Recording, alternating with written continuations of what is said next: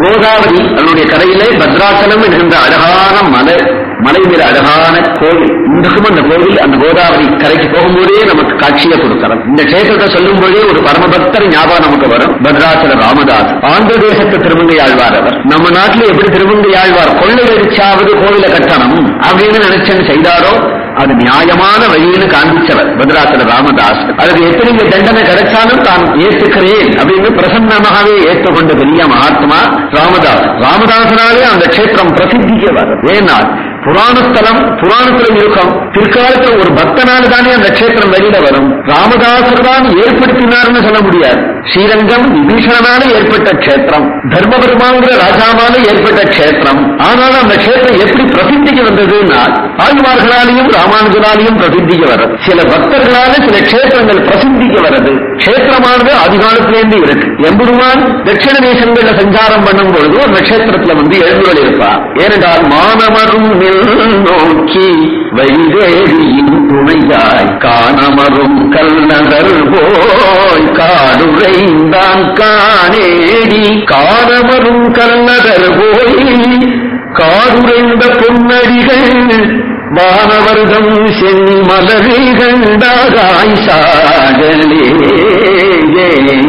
எம்பெருமான் திருவடிப்படாத இடம் தட்சிண தேசத்துல உண்டா. ஒரு தரத்துக்கு 2 பிறவியாக யாத்திரை பண்ணியிருக்கிறார். சீதா பிராட்டிய வீட்டு ஒரு தடவை யாத்திரை பண்ணியிருக்கிறார். சீதா தேவியோட கூட ஒரு தரம் சேது பந்தம் சேது பரியந்தம் கால்நடையாவே யாத்திரை பண்ணியிருக்கிறார் என்று ஸ்காந்த புராணம் சொல்றார். மானமரும் நோக்கி வைதேகியின் துணையாய் காணமரும் கல்லாதர் போய் காடுரைந்தான் காணேடி.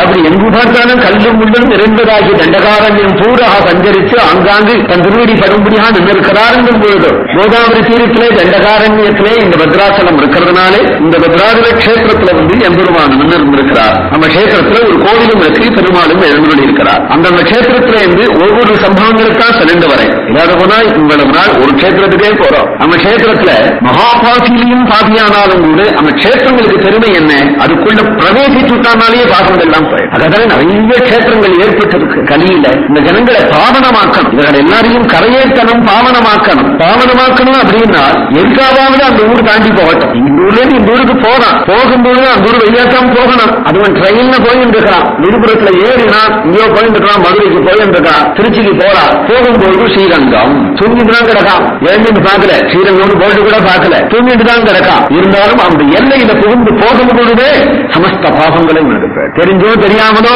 அந்த எல்லையில போகும்போதே சமஸ்த பாவங்களும். இதான் திவ்ய தேசத்துக்குள்ள ஒரு பெருமை என்று தல புராணங்கள் சொல்றது. ரிஷிகள் எழுதி வைக்கிறார். ஏன்னா இல்லாத பாபம் தீர்த்துக்கு வழியே, இல்லாத பாபங்கள் கலியில பாபங்கள் தீர்த்துக்கு வழியே கிடையாது. அப்படி கிளீன் பண்றதுக்கு ஆங்காங்க கஷேத்திரங்களையும் தீர்த்தங்களையும் வச்சிருக்கிறார். புத்திபூர்வமாக சங்கல்பிச்சு பாவங்களை போக்கினா தானா நார்த்தங்கா ஊருகா நறுக்கிறார். ஒருவன் கத்தி தீர்த்தான், கத்தி தீர்த்தவன் மணலை போட்டு தீர்த்து கல்னு ஒன்று இருக்கும், அதுல வச்சுட்டு மணலை போட்டு கரகரன் கத்தியை தீர்த்தான். தீட்டி பலபலதான் கத்தியை பார்க்கிறான். அவளுக்கு சமம் தேவையில்லை. அருவாமனையிலே நார்த்தங்கா ஊறுகாய்க்கு நறுக்கிறான். நார்த்தங்காய்க்கு ஊறுகாயை நறுக்க நறுக்க நறுக்க நறுக்க அந்த நார்த்தங்காயும் நல்லா அழகாக்கள் வந்து விட்டு அப்புறம் அருவாமணி பார்த்தா பலபலபலபலன்னு இருக்கு. இது சங்கல்பம் காரணம் இல்ல. கத்தி தீட்டுறதுக்கு நல்லா பலபலம் தீட்டணும் அப்படிங்கிறாப்புல அந்த அம்மா இந்த அருவாமணியை தீட்டி வச்சா தேவனே நார்த்தங்காயை நறுக்கல, ஊறுகாய்க்கு நார்த்தங்கா நறுக்கணுங்கும் போது அருவாமனை எப்படி சுத்திப்படுறதோ அதுபோல சாமா வாங்குறதுக்கு திருச்சி போகும் பொழுது ஸ்ரீரங்கம் நெடுப்புற மாட்டினோட இவன் போனவன் பலபலபலன்னு ஆயிட்டான். அதை தாண்டி போனதுனால இவன் பலபலன்னு ஆயிட்டா. இவனுடைய அழுக்கெல்லாம் தானாகவே தீங்கி போயிடும். அப்படியாகும் திவ்ய தேசங்கள் ஆங்காங்கு திவ்ய கஷேத்திரங்கள். இந்த பத்ராச்சலத்துக்கு ஒரு மகாபாதி ஒருத்தன் வரான். யாரையும் பாதின்னு சொல்ல பயமா இருக்கு. பத்ராச்சலத்துக்கு வரான்னு சொல்லிட்டு மகாபாதின்னு எப்படி சொல்றது? கதை சொல்லி அவன் கால கால இதிச்சாத பிராமணா காமபீடிதா குரு தத்னி சங்கரேன குஷ்டரோகமவாபகே. காலகாலம் அப்படின்னு ஒரு பிராமண பையன் இருந்தார். குருகுலத்திலேயே வாசம் பண்ணி வேதாத்தியனங்கள்லாம் பண்ணி கொண்டிருந்தார். ஸ்காந்த புராணத்தில் உள்ள கதை இது. அவனுக்கு வேதாத்தியனம் பூர்த்தியாயிருக்கு. வயசும் பிரௌட வயசு வந்துடுத்து. குரு பத்னிக்கு அவன் தப்பா பழகின்றிருக்கிறான் போல இருக்கு. வேதாத்தியனம் பூர்த்தியானதும் அவன் எங்கேயாவது ஊருக்கு அவனோட சொந்த ஊருக்கு போக வேண்டியதானே. அவன் போகிறதுக்கு வருத்தப்படுறான். குருவை விட்டு பிரியறதுக்கு மனசில்லாத போலே கண்ணீர் விட்டு அழுது கொண்டு உங்களோட கூடவே நான் சொச்ச காலத்துல சேவை பண்ணிட்டு வந்துடுறேன், எனக்கு திரும்பி போகணும்னு தோணலை, வேறு கல்யாணம் பண்ணி கிரகஸ்தாசிரமத்தை இருக்கணும்னு தோணலை இல்லை என்றெல்லாம் சொல்லுகிறான். இல்ல பாணி கிரகஸ்தாசிரமத்தில் இரு என்று அந்த குரு ரொம்ப நல்லவர், புத்திமதி சொல்றார், கேட்கல. உடனே குரு பத்னி இவனுக்கு அனுமதித்து சொல்றார், வாஸ்தவமா அவன் நம்ம இடத்துல பழகி விட்டா அவன் அனுப்பாதீங்க, நம்ம வீட்டிலேயே இருக்கட்டும் என்று குரு பத்னி சொல்றார்.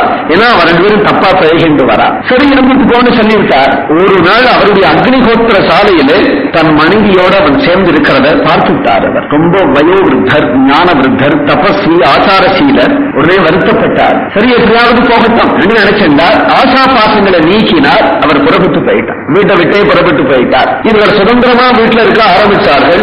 லோக நிந்தை அதிகமாகி அக்ரஹாரத்தில் எல்லாருமாக சேர்ந்து இவர்களை அடிச்சு விரட்டி விட்டார். அதனால இந்த வீட்டில் இருக்கிறதுக்கு இல்ல, காலகாலனும் அவனுடைய இந்த குருபத்னியமாக சேர்ந்து காடுகளில் சஞ்சாரம் பண்ணிட்டு இருந்தார். மகாபாப வசத்தினால அவனுக்கு குஷ்டரோகம் வந்துடுத்து. குஷ்டரோகம் வந்ததுனாலே அவன் இனிமே அவமதிக்கலாம். அவனுக்கு அவளை கண்டா பிடிக்கல, அவனுக்கு அவனை கண்டா பிடிக்கல. சுதந்திரமா அவ கிளம்பி போனால் எங்கேயோ ஒரு சேரியில வேடுவர்கள் கையில அவ ஆபட்டுட்டார். இனிமே அவளை மீட்க முடியாது அப்படின்றதும் இவன் சஞ்சரிச்சென்று வரா. பசி தாகத்தினாலே அந்த குஷ்டரோகத்தோட இவன் யாரும் இவனுடைய துஷ்சரித்திரத்தினாலேயே இவனுக்கு சோறு போட மாட்டேங்கிறார். வியாதியின் அதிகமா அறிவு இருக்கிறார். 10 நாளா எடுத்து ஆகாரம் இல்லாம கஷ்டப்பட்டு நடந்து நடந்து நடந்து வந்து பத்ராச்சலத்தினுடைய எல்லைக்கு வந்துட்டான். எல்லைக்கு வந்துட்டான். கஷேத்திரத்துக்கு உள்ள கோயிலுக்குள்ள போகணும். எல்லையில வந்தான். பசி தாங்காம கீழே விழுந்தான். உயிர் பிறந்தன் யமபட்டால் வந்துட்டான். ஏன்னா மகாபாபங்களை பண்ணினவனாச்சே. யமபட்டர்கள் படி வர ஒரே ஸ்ரீ ராமபிரான் ஹனுமான கூட்டு என்னுடைய பரமபக்தன் ஒருத்தன் விழுந்து கிடக்கான், அவனை போய் யமபட்டால் குடிக்க போறான், நீ மீட்டு வாங்குறான். ஹட்டி ஹட்டி அதம உதார் அப்படிங்கிறார் துளசிதாஸ். பெருமாள் இது மாதிரி அடம் பண்ணி காப்பாற்றுறார். அவனை பிடிச்சிட்டு வா அப்படிங்கிறத ஹனுமான் வந்துட்டார். காலகாலோ மகாபாக பத்ராச்சலமுபாகதா. யமதூதர்களை பார்த்து தொடாதே. இல்லை, இவன் மகாபாதி, குருபத்னியிலேயே அபகரிச்சவன். பஞ்சமகாபாதகள்ல பெரிய மகாபாதகம் குருத்ரோகம் தான். அதையே செய்தவன் இவன். இவனை வந்து நரகத்துல தள்ளணும். ஹனுமான் சொல்றார், இந்த மகாபாகியவான். நீ அப்படி நினைக்கிற, அவன் வந்துட்டானே, பத்ராசனம் வந்துட்டானே, நான் என்ன பண்றேன்? பத்ராசனம் வராம போய் நீ எல்லாம் பாதியேனே. நான் பாதிதான், அதை இல்லைன்னு சொல்லல. நீ ஒருத்தன் இருக்கிய, நீ ஒருத்தன் என்ன பாக்குறிய, பரமபக்தன்னு நீ நினைச்சு பாக்குறிய. நீ என்ன பக்தன்னு நினைச்ச பிறகு நான் பாதியா இருக்க முடியாது, ஆசைப்பட்டா கூட பாதியா இருக்க முடியாது. நீ எல்லாம் பாதியேனே. நீ ஒருத்தன் இருக்கும்போது எப்படி நான் பாதியா இருக்க முடியும்? எரிச்சயாமிருதோஷத்திர மகா புண்ணியவசேனகி. ஏதோ அவனுக்கு அவன் விஷயமா எம்பெருமானுக்கு கடாட்சம் வராத போனால் இந்த ஊர்ல இருந்து சாக மாட்டான். மேலும் எதத்தர் விஷயாமதி ராமபிரான் இவனை காப்பாற்றணும் உத்தரவிட்டார். அதுக்கு மேல நீ கொண்டு யமதூதன் நீ கொண்டு போய் நரகத்தில் போட முடியாது, போட வேண்டிய அவசியமும் கிடையாது. ஏன்னா நீயா லோகநாதன், ராமபிரானா லோகநாதன். பிரம்மஹத்யா யமபட்டர்கள் சொல்றார்கள், பிரம்மஹத்யா சுலாபானம் ஸ்வர்ணஸ்தேயம் ததாகதே அசத்யபாஷனம் செய்தே குரு தல்பே நிவேசனம். வேதாத்தியனம் பண்ணின பிராமணனை கொலை பண்றது, மதுபானம் செய்யறது, பிறர் சொத்தை திருடுறது, கோர்ட்டில் பொய் சாட்சி சொல்றது, குரு துரோகம் பண்றது. இந்த 5 பஞ்சமகா பாதகம் என்று சொல்லுகிறது. இந்த பஞ்சமகா பாதகம் பண்ணினவனான இவனே புண்ணியவான் என்று எப்படி சொல்றேன்? ஹனுமான் சொல்றார், பிரம்மக்னோவா சுராபோவா குரு கல்ப கதோதிவா ராம கீர்த்தன மாத்திரேன முச்சதே நகி சம்சயகாகா கிம் புனர்பத்ரசைலஞ்ச திருஷ்டா கோபுர தரிசனோ மிருதோயம் பாக்யவான் லோகே ஸ்ரீராம நவநீதினே.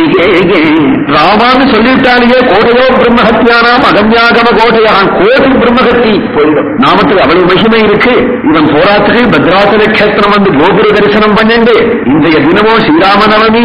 ஸ்ரீராமநவமியிலே ஆகாரம் கிடைக்காததுனாலே உபவாசம் பண்ணி, கிடைக்காததுனால உபவாசம் பண்ணி கோபுர தரிசனம் பண்ணி கொண்டு இது பத்ராசலத்தில் வந்து சேர்ந்து இங்க ஏதோ ஒரு கேனாதி புண்ணிய விசேஷேன கஷேத்திர மகாத்மத்தினாலேயோ சாகர காலத்துல ராமான்னு சொல்லி போயிட்டான். ஆனால் இன்னும் தொடக்கூடாது, இன்னும் தொடவே கூடாது என்று சொல்லி அந்த ஹனுமான் இவர்களை தடுத்து அந்த ஜீவன ராமபிரானுடைய ஸ்ரீசரணங்கள்ல கொண்டு சேர்த்துட்டார். மேல கஷேத்திர மகாத்மியத்தை பார்த்தா அவர் சொல்றது, ஒருவன் வந்து மகாபாபியா இருந்தவன் எதிர்பாராம வந்து விழுந்து இப்பேற்பட்ட சத்கதி அடைஞ்சானால் அவர் சத்தையோட பத்ராச்சலம் போய் அங்க இருக்கக்கூடிய பட்டாபிராமனை சேவித்து ராமதாசர் பாடின கீர்த்தனங்கள் எல்லாம் அங்க பாடி அந்த ராமபிரான வழிபட்டு வரக்கூடிய ராமதாசனான பரமபக்தனை பற்றி கழிப்பானே என்று சொல்லுகிறார். ஆந்திர பிரதேசத்திலேயே பிரசித்தமான மற்றொரு மகாட்சேத்திரம் சிம்மாச்சலம் அகோபிலம் என்கின்ற 2 கஷேத்திரங்கள் சுப்பிரசித்தமான கஷேத்திரங்கள்.